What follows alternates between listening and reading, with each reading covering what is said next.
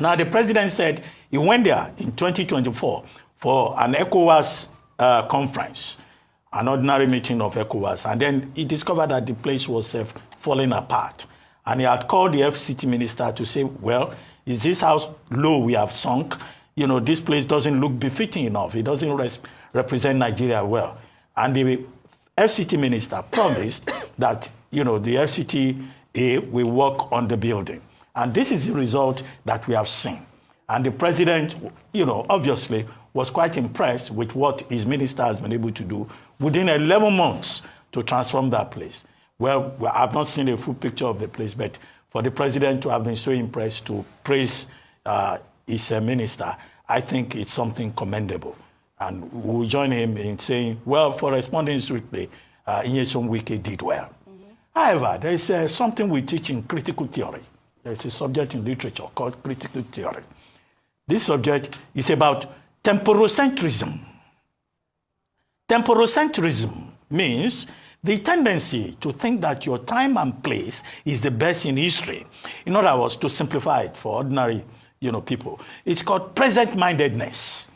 There is, I think, a certain error of temporocentrism in the renaming of that International Conference Center after President Bola Ahmed Tinubu.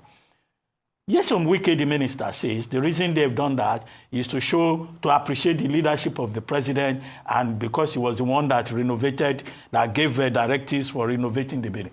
Okay, how about the people that built that International Conference Center? That International Conference Center was